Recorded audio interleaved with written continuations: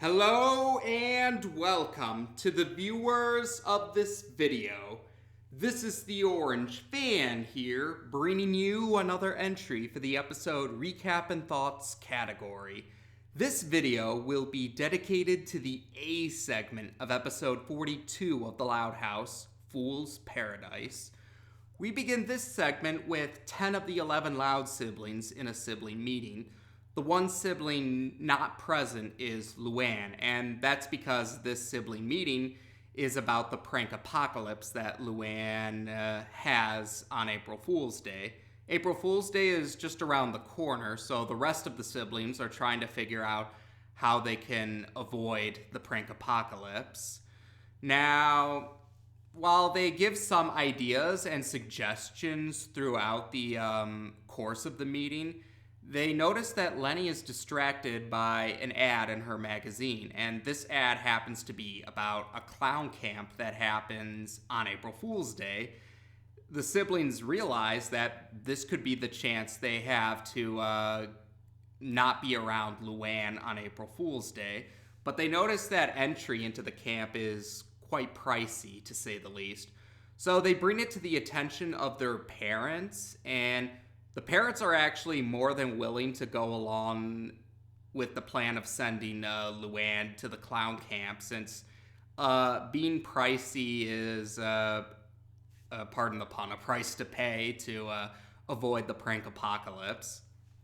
So they surprise Luan with sending her to the clown camp at dinner time.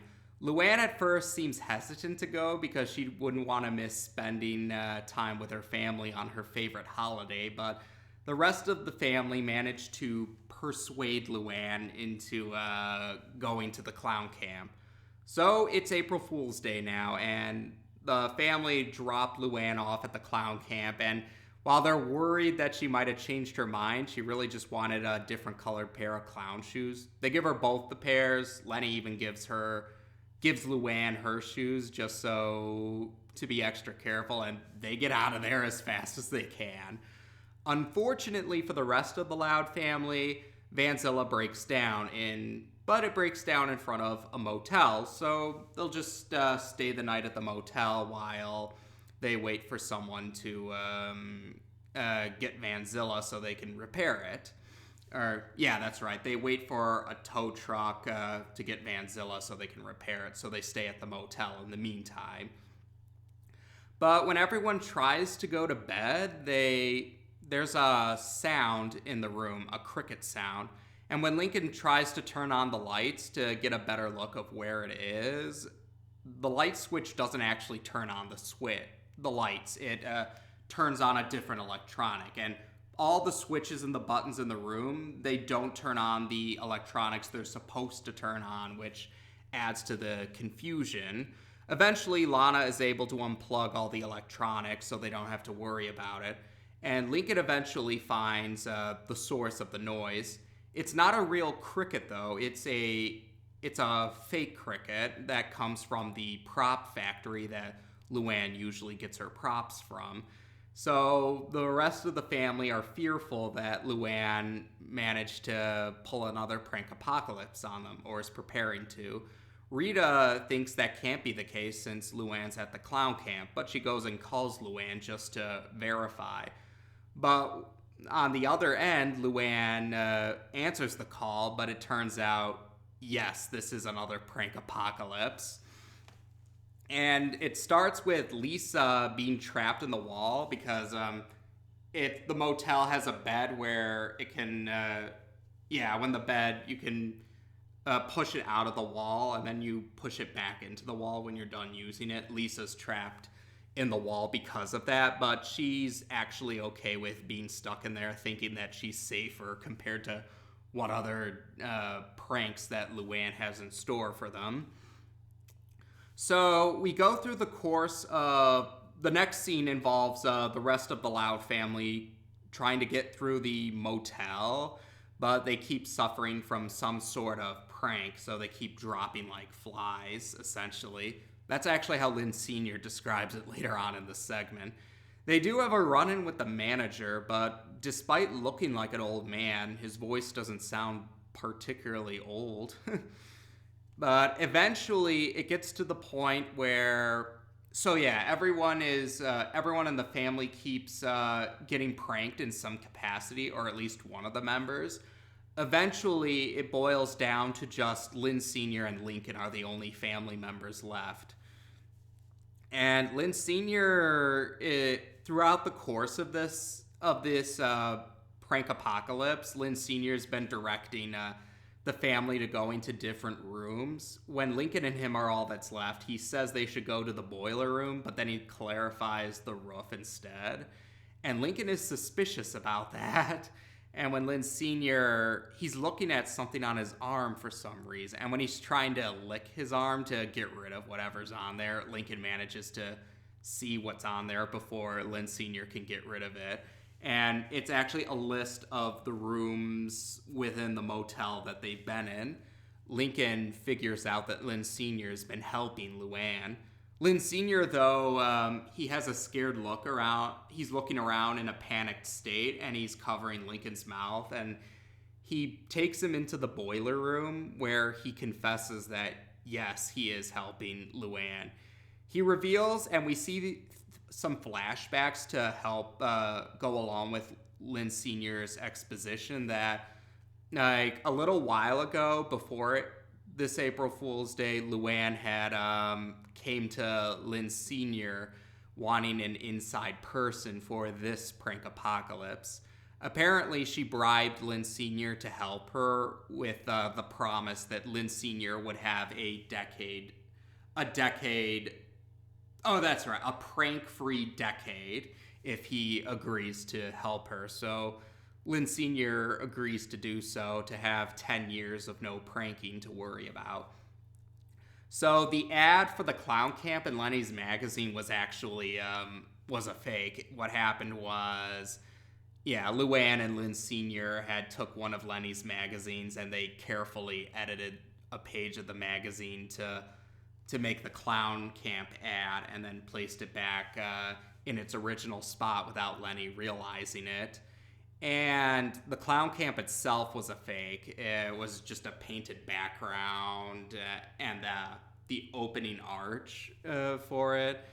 And Vanzilla didn't really break down. It was just one of Luna's fog machines to simulate a broken down van. Plus the fact that Vanzilla is known to break down makes it a little more believable. And Luan actually was riding underneath Vanzilla when they appeared before the motel. And the manager is actually Luan in a costume. And after his explanation, Lincoln says he hopes his dad is proud of himself for selling out the rest of the family to get 10 years of no pranking. But Lynn Sr. admits that it wasn't worth it, and he feels ashamed of himself for selling out the rest of his family. But then he decides that maybe there's still a chance for him to redeem himself, and he questions Lincoln if he'd be game to take part in an operation to get back at Luan. And like Lincoln, Lynn Sr.'s operation name is a long one, and they need to come up with a shorter one, which they acknowledge. So to set this plan up, they go into the elevator and to head up to the roof, which Luan wants them to do. But then the elevator seems to have broken down. So Lynn Sr. calls the manager about this. So Luan, in her disguise, goes to fix the elevator. But when the elevator doors open, it starts with Luan. One of Luan's earlier pranks hits Luan, so she ricochets out of there. And all the pranks that had affected the other family members earlier all affect Luan in some way. And eventually she's in an inflatable suit, and she's hanging up. And yeah, the suit has a string wrapped around it, and it's attached to something at the ground. So Luan is floating around in the air in this inflatable suit while still hooked to the ground, so she doesn't go flying away. So it's kind of like, but essentially she's rendered, she can't cause any more pranking for the time being. So the family are cheering that they managed to prank back Luan after the prank apocalypse they went through, giving Luan a taste of her own medicine. Now, because of the inflatable suit, Luan can't move her arms or legs, so Luan just says clap out loud, and then she congratulates her family for getting her. But then she claims that she won't go easy on them next April Fool's Day. And she especially has something in mind for Lynn Sr. for betraying her. The rest of the family run away in panic while Luan ends the segment with an evil laugh. So there you go. We have our second April Fool's Day segment. And, well, I might as well bring this up. This confuses a lot of people because we already had an April Fool's Day segment, and we've seen examples of the characters, or some people don't like the idea that the characters seem like they're not aging even though time passes. Kind of like what happens with The Simpsons, how they have so many holiday episodes even though everyone's still the same age. And that's especially confusing for some fans because Season 3 apparently is going to have some segments and episodes that hint at Lori eventually graduating from high school and going to college with Bobby, which was first addressed back in Relative Chaos. And that confuses people why that would mean that the characters would be aging, so why would we have two April Fool's Day segments despite the characters aging, but they still look the same age? I guess if you really wanted to make it fit, I guess for people who really wanted to try and fit it in there, I guess you could pass it off as one of the April Fool's Day segments. Maybe Lily was born just before April, so she would be alive for... Yeah, she would be born for one of the April Fool's Day segments, and then the other April Fool's Day segment would happen when the Loud family are at their respective ages, or the ages they were given when the show first came out.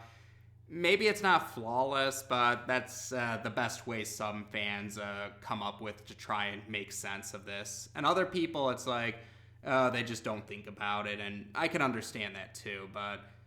yeah, there are some people that do question that, so I figured I might as well address that while I'm thinking about it. Now, as for the April Fool's Day segment itself, like April Fool's Rules before it, this one was a segment that definitely not a lot of people were fans of this segment either. And once again, that's because of Luan's more sadistic side showing on April Fool's Day. Although some people did like that Luan actually did get pranked back at the end of the segment, so that saved it for some people, but the fact that Luan still intends to go through with pranking them again the next April Fool's Day, that did not endear many people, to say the least. Now, like April Fool's Rules, though, I actually don't have a problem with the April Fool's Day segments. Like I mentioned in April Fool's Rules, I thought that segment I thought was executed in a way where the over-the-top, exaggerated, cartoony antics felt appropriately cartoony, so I didn't really take it all that seriously because I felt it was executed the way it was meant to be executed. I described it as being like, it felt like something out of Screwy Squirrel or Looney Tunes or Tom and Jerry. That's here, but it does have a horror genre spin on it. So, yeah, there's a horror genre spin to it, but I still feel like it's that over-the-top, exaggerated, cartoony feel to it. So, yeah, that's why I didn't have a problem with this segment either. The execution gave it the over-the-top, cartoony exaggeration that I think was intended. So that's why I don't personally mind the April Fool's Day segments, this one or the previous one. Though I do understand why not everyone would be a fan of those segments. And something I did notice was Lincoln was actually one of the siblings. Or actually, yeah, Lincoln was the one...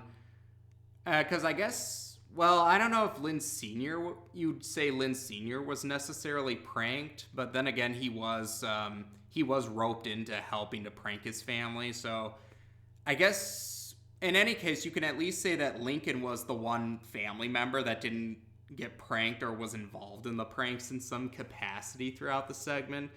Some people think that might have been a response to April Fool's Rules, where Lincoln was, for the most part, the relative of the Loud family that got hit with the most pranks during April Fool's Rules, whereas this time he managed to not get hit with a prank or was involved in the pranks in some capacity. So some people thought maybe that was a response to that, how the rest of the family were, because they mostly were able to get through April Fool's Rules without being pranked. Well, they did at the very end, and I guess you could say Luan got pranked by Ronnie Ann at the end, although that was apparently a secret test of character on Luan's part. She was testing Ronnie Ann, but yeah, that was a noticeable contrast. So some people think that may have been a response to April Fool's Rules.